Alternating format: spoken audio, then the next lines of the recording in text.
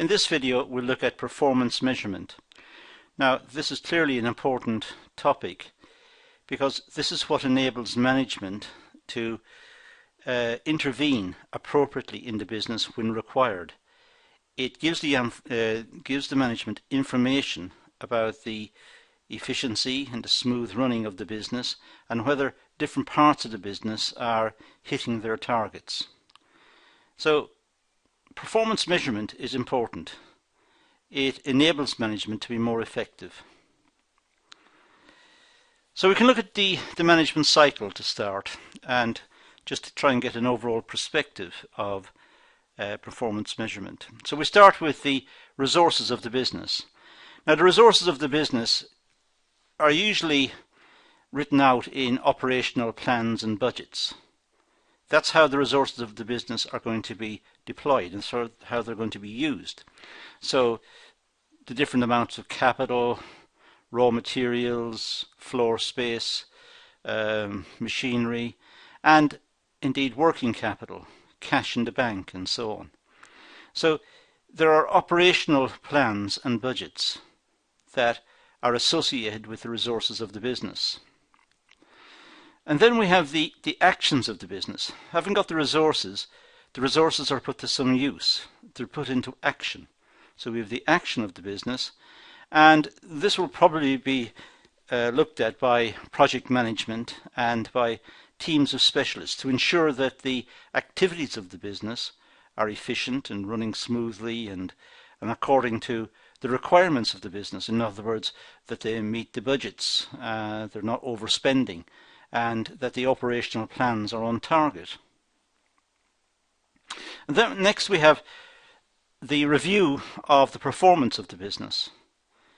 Because having got the resources of the business sorted out, once we know what the resources are, and having got the business into action, it's now necessary to judge its performance, to see how efficient it is. And we can only say how efficient it is if we've got some benchmarks, if we've got some idea of what we require, what is good performance. Because we can only say what is bad performance if we know what good performance is. That's the way we use our ideas. That's the way we use our language. We know something is good compared to something bad. So good performance, efficiency within the business has to be benchmarked. We have to set up some standards and set some targets for the different parts of the business. If they achieve the targets, we could then look at the assumptions behind where the targets were set and were the targets realistic. So we have a constant process of monitoring and looking at the set targets. So we have performance measurement related to efficiency, and that's really where we're at today. That's what we're dealing with. We're dealing with performance measurement. But of course, once the efficiency of the business is gauged, we select the strategy of the business, and the strategy will relate to the direction in which the business is moving, what products to make, which markets to enter, research and development, the whole idea of the life of the business, the running of the business. And to that end, we're looking at the needs, what's needed to be done in the long run, in the medium term, and in the short run. But what's more importantly in the context of strategy is the long run. Where does the business want to be in, let's say, 5 years' time? And that really completes the cycle. So we're going to emphasize the performance measurement part in this session. We're going to look at the bottom part of this slide, in other words. So we'll talk about good measuring systems. A good measuring system should actively promote performance by measuring the essential components and processes. So processes may have many aspects to them, some of which will be minor and need only occasional attention, others which may be critical and These are the core of what's required. So it's important to measure the essential components and processes. What's absolutely core to making the product or to running the business? What's absolutely essential? It's important to identify what's essential and then to set about monitoring and measuring. It's also important to provide corrective feedback and positive reinforcement to workers and management. The information should not just be collected and processed away in the office and there's no feedback. The people who are doing the process should get some feedback as to how their performance measures up against the standards set. And if they've achieved well, they should be congratulated. It's important for motivation. But it also shows a transparency and an openness, and it's good for team building. It's good for the involvement of the workers in the process. Of course, if the feedback is negative, they're not achieving their targets, this should prompt management intervention to see what's gone wrong and to see if some corrective measures can be taken. Now, the characteristics of a good measurement system. Well, an effective performance measurement system should have the following attributes. First of all, it should concentrate on effectiveness. They should look at the resources and see how effectively the resources are being used and how they're being set up and managed and how they integrate one with the other. So the whole process should be looked at.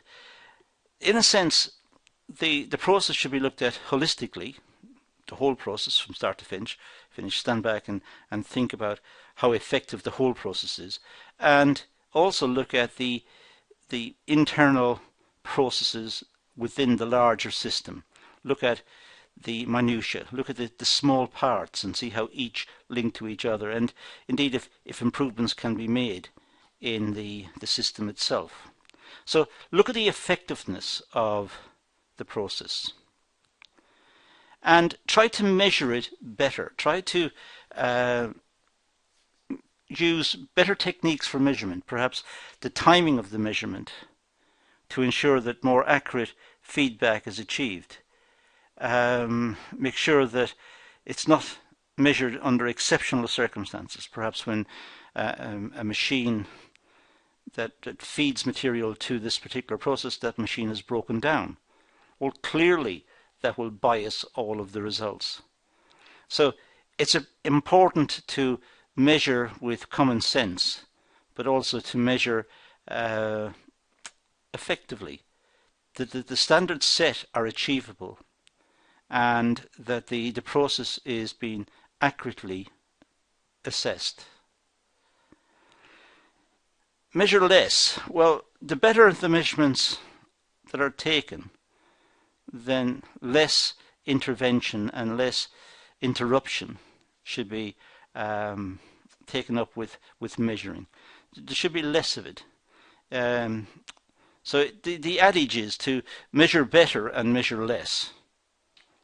It's not necessary to intervene on an almost continual basis. It's disruptive and it can have all sorts of impacts on the morale of the people who feel that they're being watched so closely and they're not being trusted. So measuring less means measuring it effectively, measuring it properly, but according to a schedule. And the schedule is understood by the operators, the line management, by the office, by all of the people who need to know. Always look to the future, learn from the activity and implement change if desirable. But the whole idea of looking at the process, measuring it against a benchmark that's been set by management, this is what the process should achieve, and then measure it and see what it actually achieves and look at the discrepancy if there is one.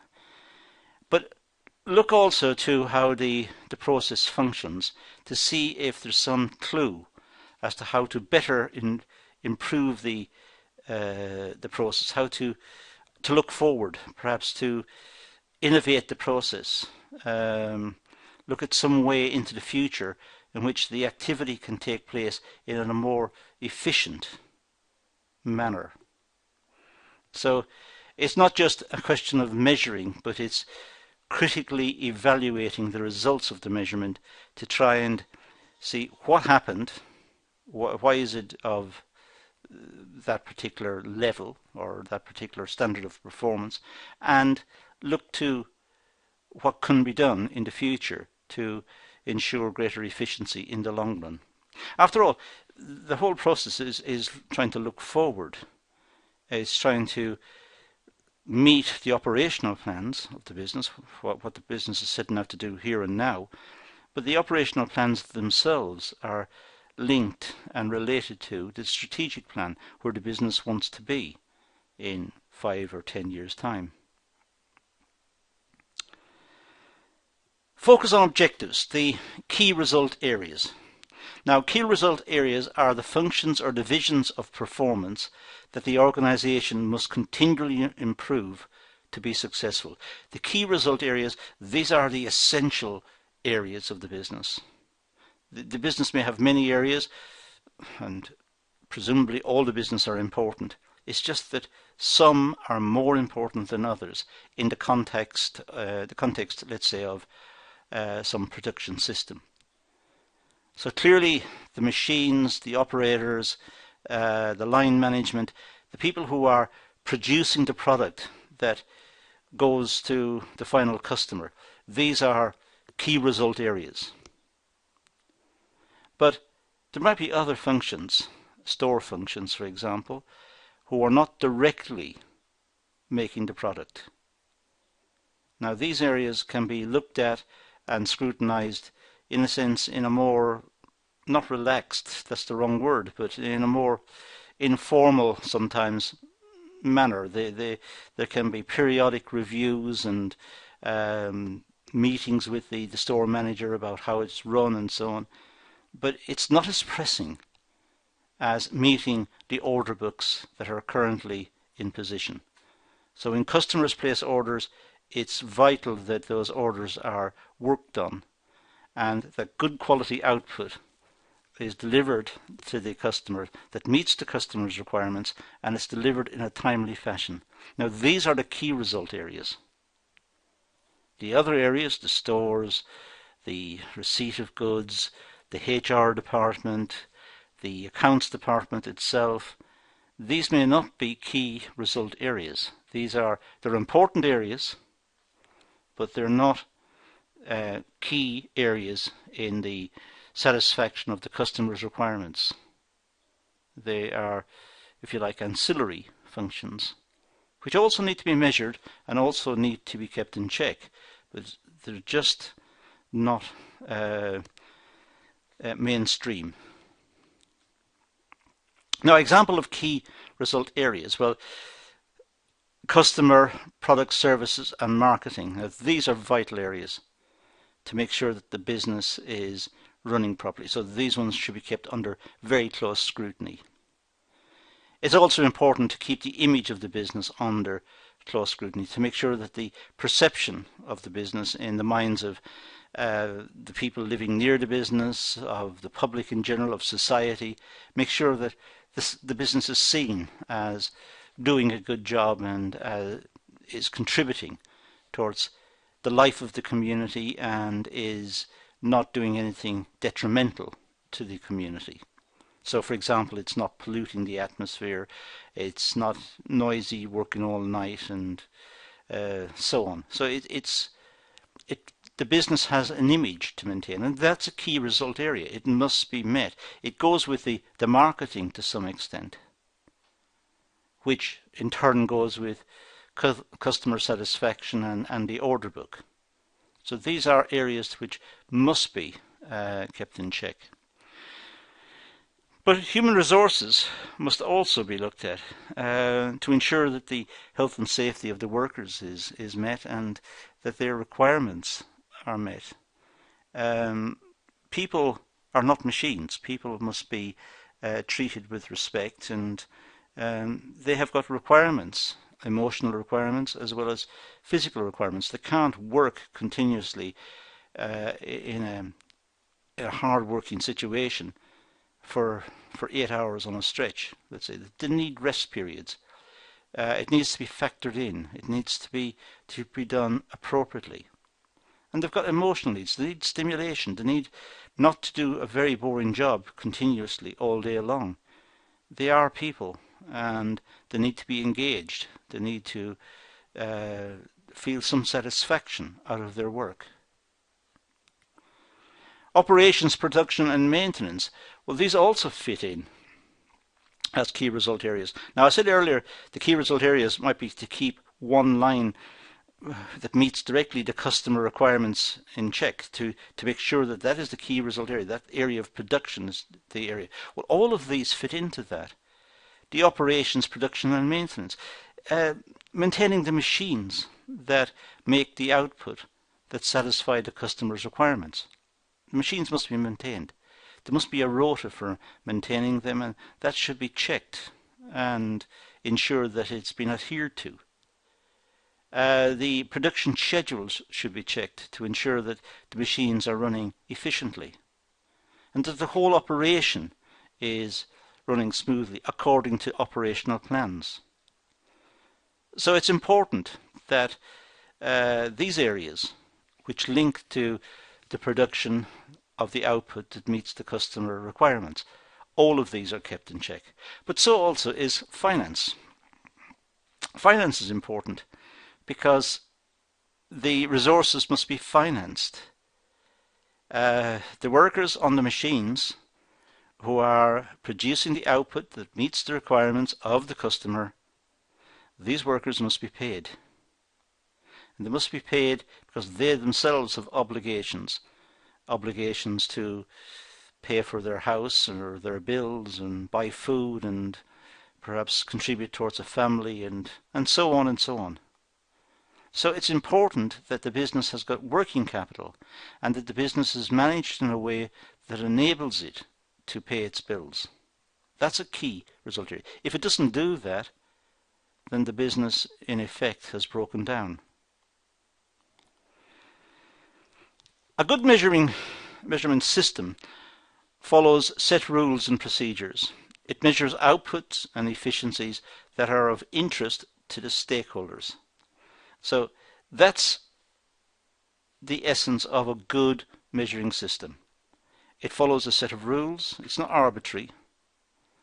Set procedures. There's a set way of doing it. The set way of doing it has been learned from past experience.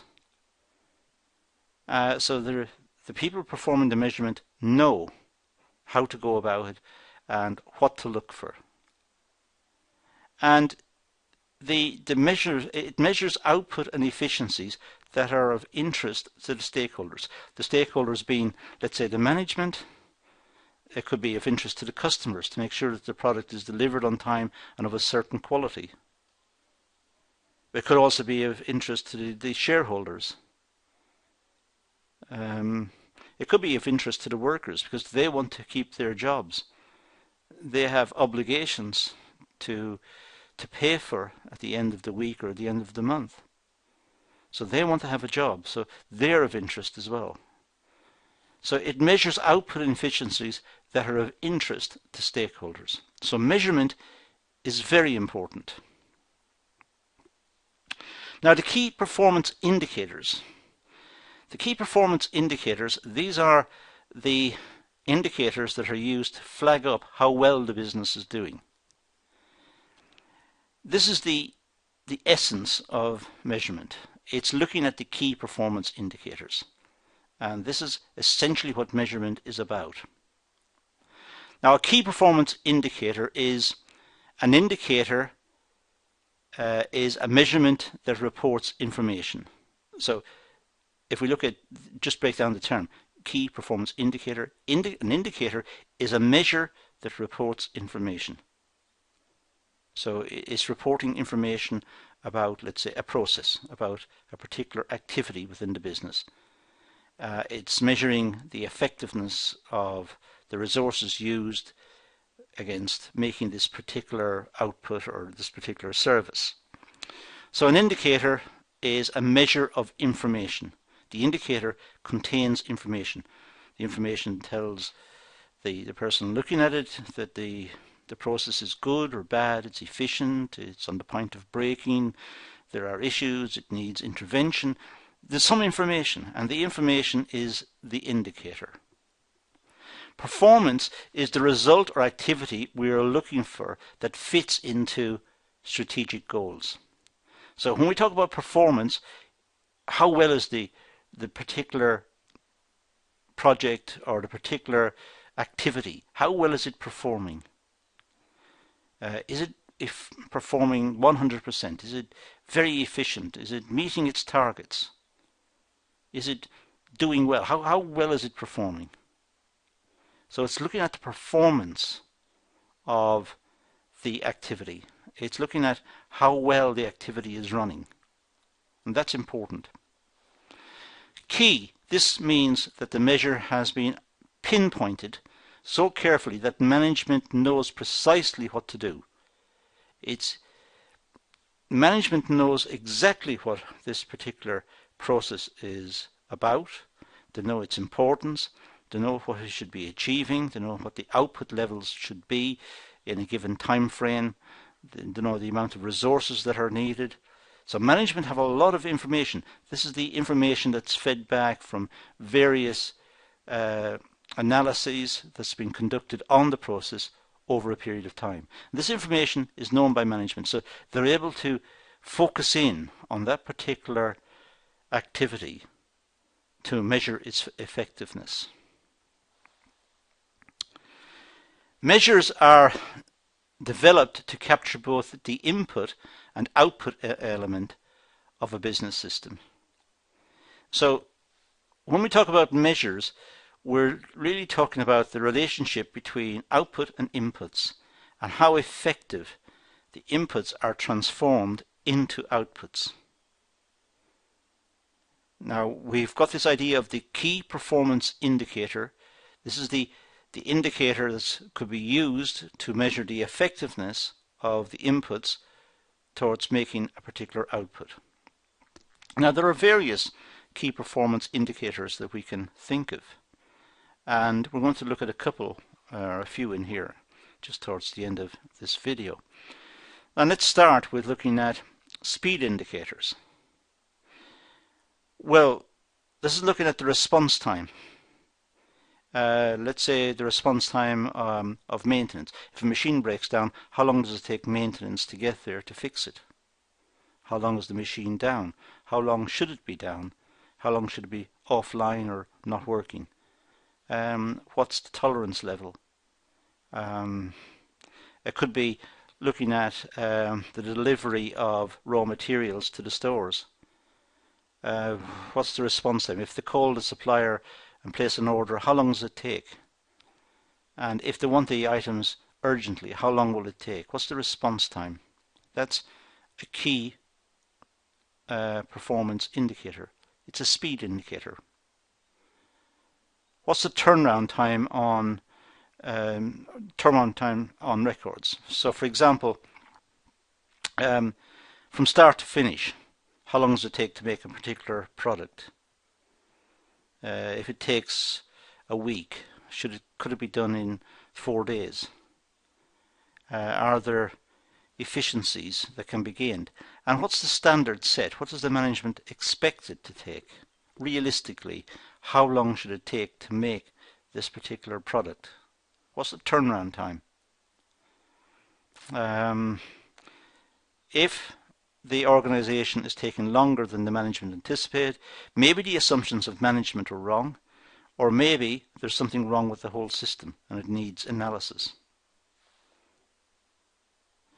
The cycle times, looking at the whole cycle in production, let's say going from stores to the completed product.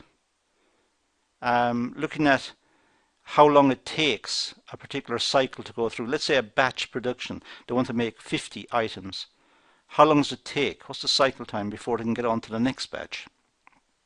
So it runs from getting the materials from the stores onto production, producing the item and packaging it up and sending it off to the customer. But how long does it take to make these 50? If the order is for 50, how long does it take to make them? And what is the understanding of management in terms of time that should be taken?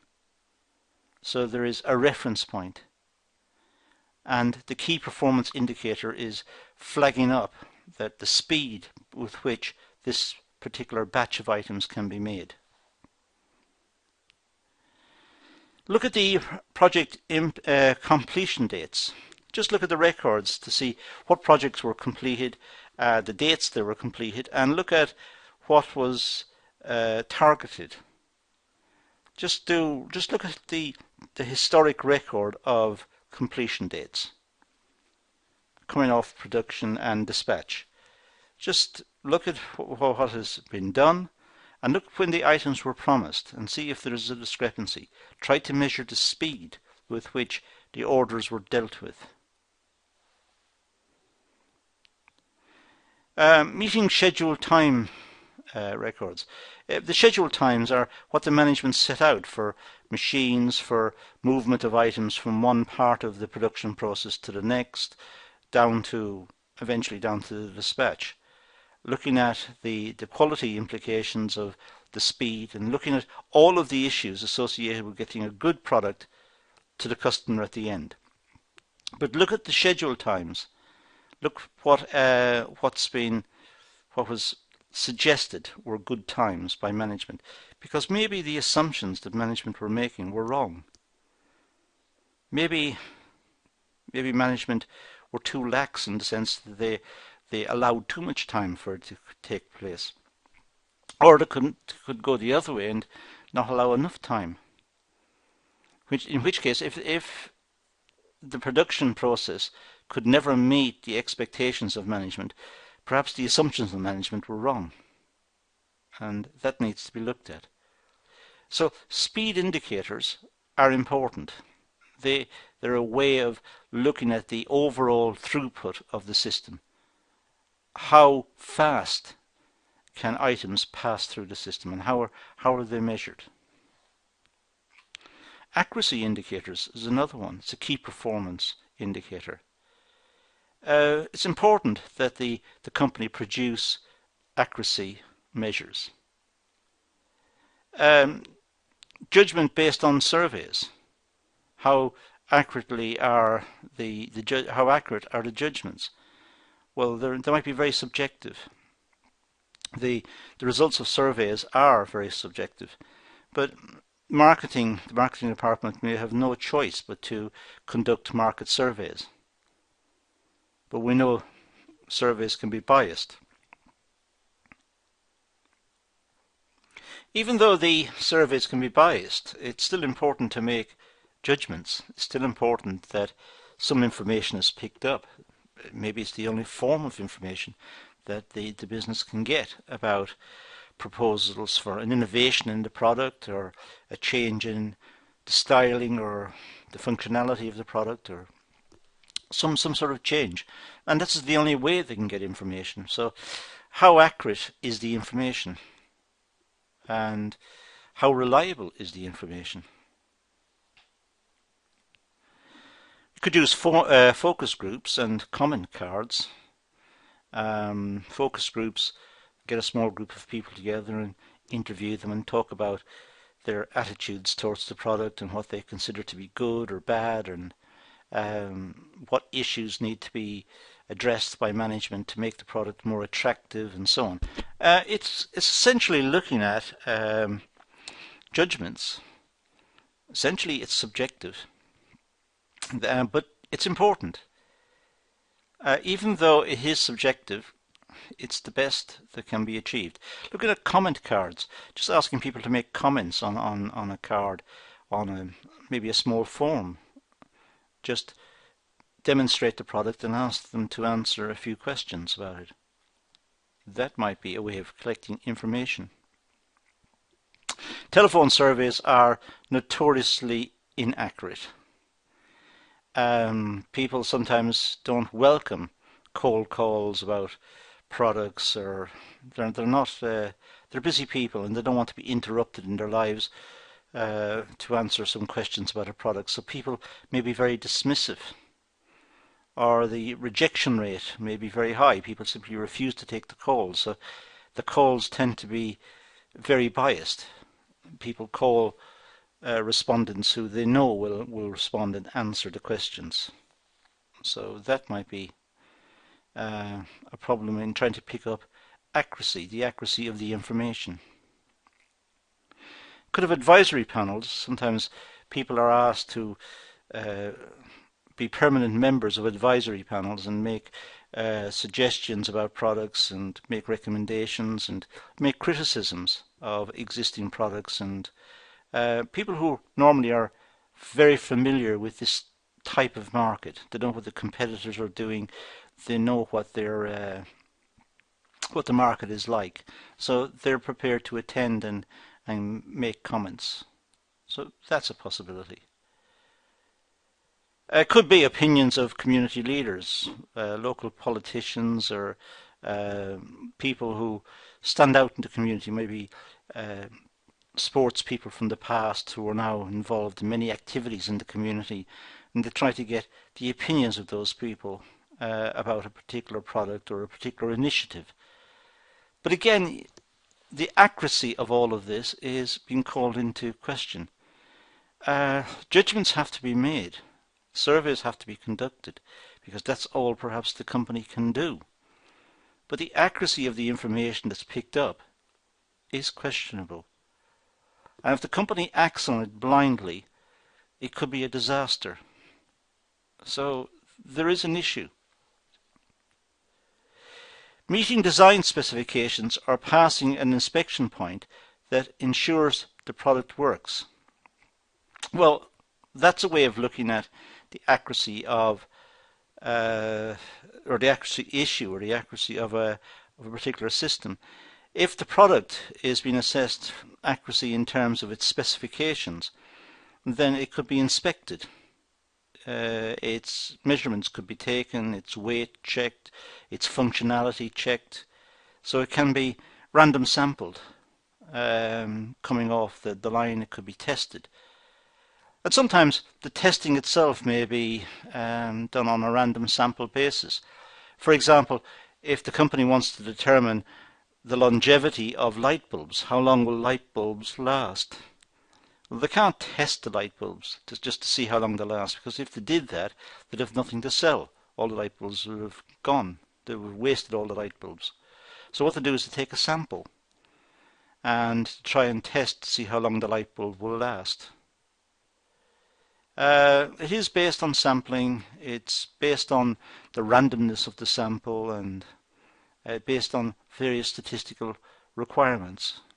But the idea is to try and get accuracy. It could be based on customer returns or warranty claims. So sometimes action is based on customer returns and warranty claims. So warranty claims can be fraudulent as well. Sometimes customers are not very nice and they make claims even though the product was good quality.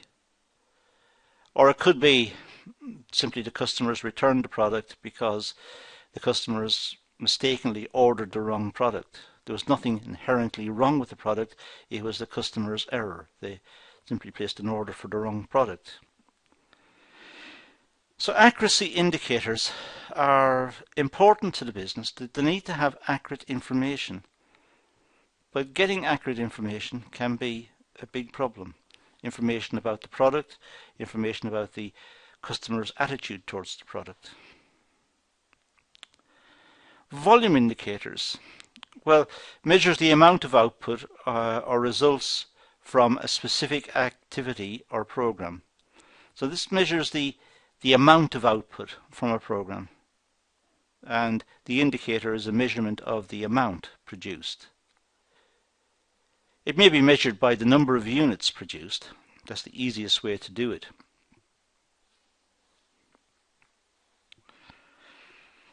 It could be the number of completed transactions.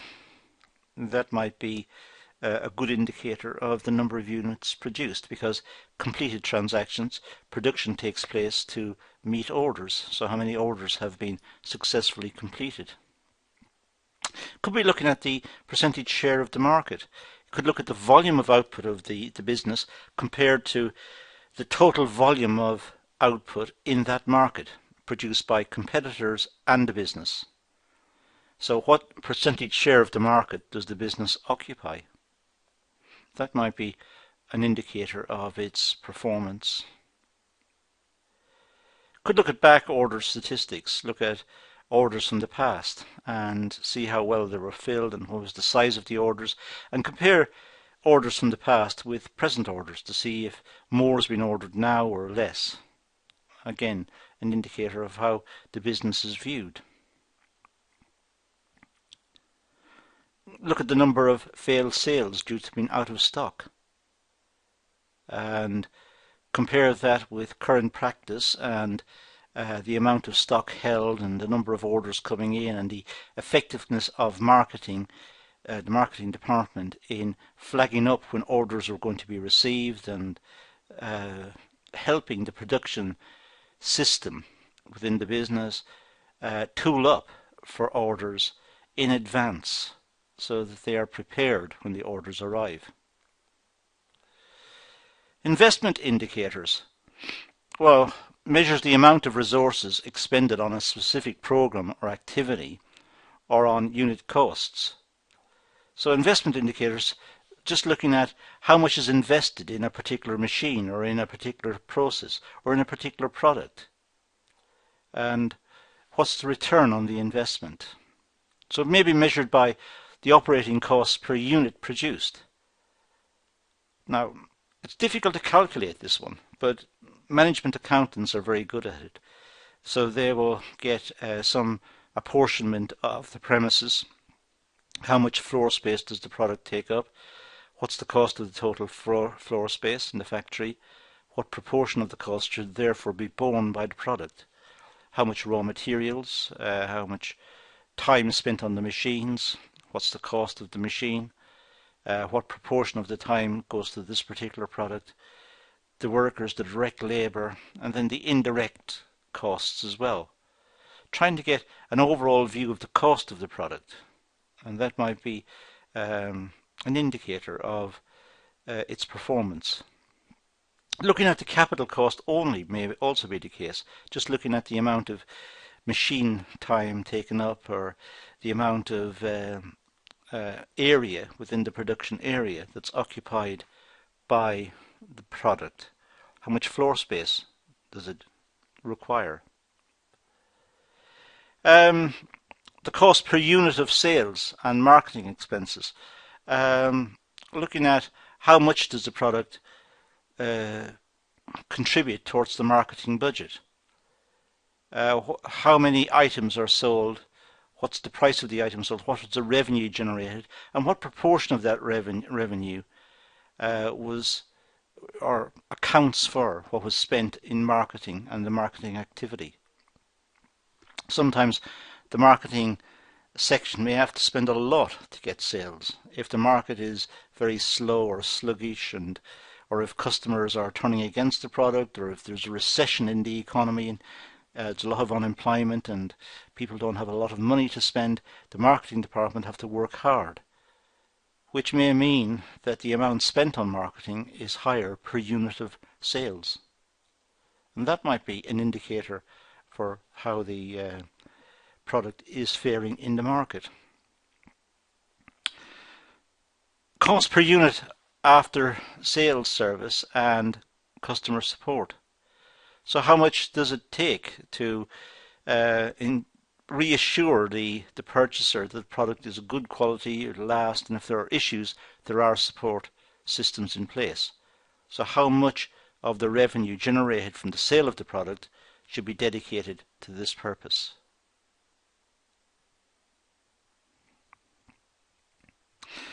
So these are some of the key performance indicators and some of the ways in which we can try to gauge how well a business is going.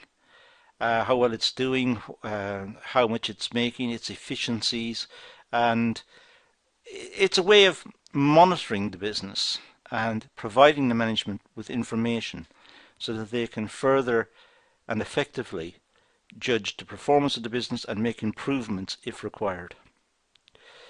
That's all we're going to deal with in this one. An important area, looking at key performance indicators.